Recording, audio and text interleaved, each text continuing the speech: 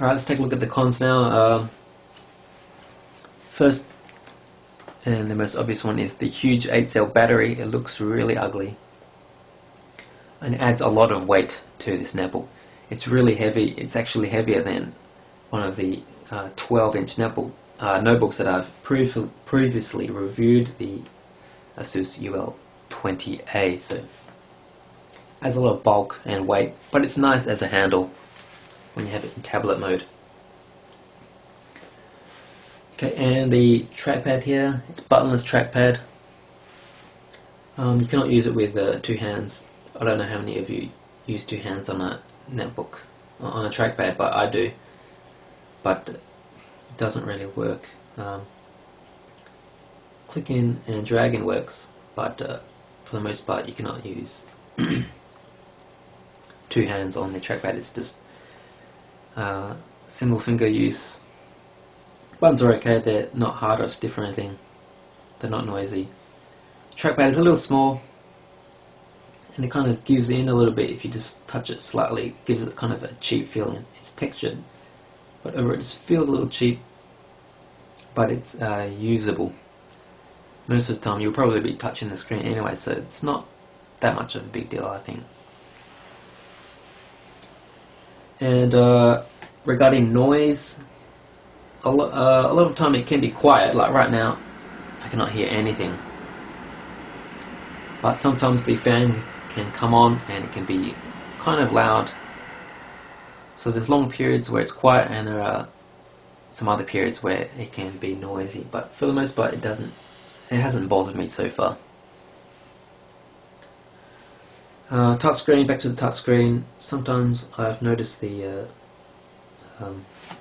accuracy around the edges can be a little off, but if you, out of the box that is, but if you calibrate the screen in the Windows settings somewhere, it's much nicer. And lastly, the accelerometer. Let's just put it into tablet mode. Sometimes it can be a little jumpy.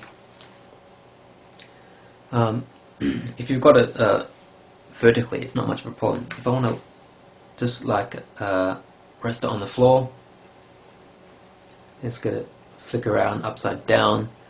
Sometimes it isn't ideal. You have to turn it off in some sitting situations.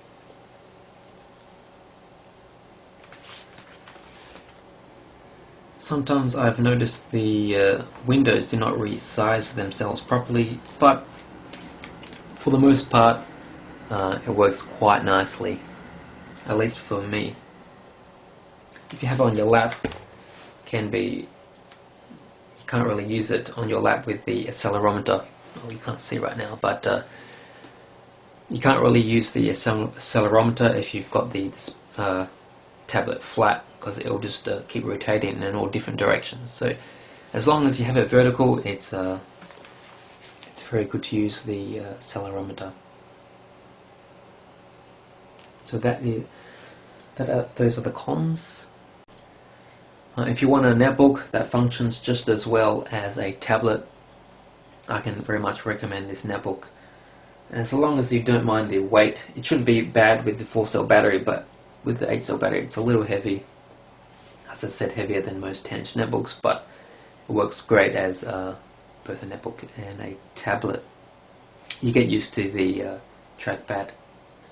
Overall, very nice. If you want a tablet, this is one to consider, as long as you're not doing as long as you're not a fan of video conferencing or video web chat or something like that, because the webcam is not good for taking videos. You can take a look at my written review. It goes into more detail about the various pros and cons. But overall, yes, I can recommend this. It's priced at, the base model is priced at $549. That comes with an Intel Atom 450 processor like I have on mine. But that comes with Windows 7 starter and a 4-cell battery. That's at Lenovo. They also have a higher end model with the Atom 470 processor, which should be a little faster, I think. That's $100 more at $649. that has Windows 7 Home Premium, but it still has a 4-cell battery.